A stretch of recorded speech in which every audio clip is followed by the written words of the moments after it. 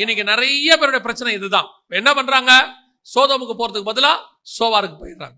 புறப்பட்ட நாளிலே சோதோமுக்கு போறதுக்கு பதிலா சோவாருக்கு போயிட்டு மலைக்கு போகாம அங்க போய் உட்காந்துக்கிட்டு புலம்புறது. லோத்து அங்க போனவன என்ன ஆயிடுச்சா, சோவாரிலே குடியிருக்க பயந்து. இன்னொரு பெரிய விஷயம் என்னன்னா, அவன் சோதோம்ல இருக்கும்போது பயப்படல. சோதோம்ல இருக்கும்போது நீதிமான், சோதோம்ல இருக்கும்போது சேஃப்டி.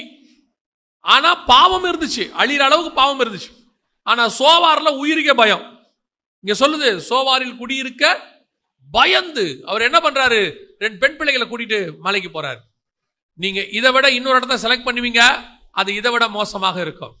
நீ சோதோம்ல இருந்து ஒரு வேளை விடுபட்டு இருக்கலாம், ஆனால் அடுத்து ஒரு மலையிலே ஒரு மணவாளன் இருக்கிறார், அவர்கிட்ட போயிடணும்.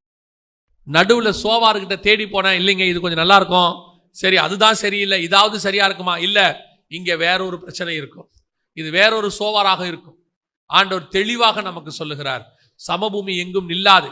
பல நேரத்தில் நமக்கு சமபூமி எப்பவுமே நல்லா இருக்கும், பார்க்கறதுக்கு கொஞ்சம் நல்லா இருக்கும். ஆனா கொஞ்சம் மேடு பள்ளமா இருந்துச்சுன்னா நம்ம கொஞ்சம் கஷ்டப்படுவோம்.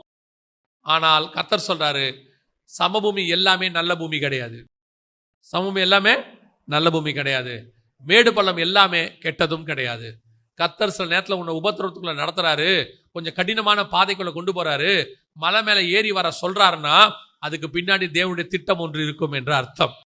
இன்னைக்கு இருக்கிறவங்க யாரை வேணாலும் கேட்டு பாருங்க, மலை மேல வனாந்தரத்துல பள்ளத்தாக்குல இறங்கி ஏறாதவங்க யாருமே இருக்க மாட்டாங்க. ஏதோ ஒரு சூழ்நிலையில வாழ்க்கையில பிரச்சனையை அனுபவிச்சவங்க இருப்பாங்க, கஷ்டத்தை அனுபவிச்சிருப்பாங்க, ஒன்று பிசிக்கலி இல்லைன்னா மென்டலி, ஏதோ ஒன்று இருக்கும். அதை அனுபவிச்சுதான் மலைக்கு மேல வந்திருப்பாங்க.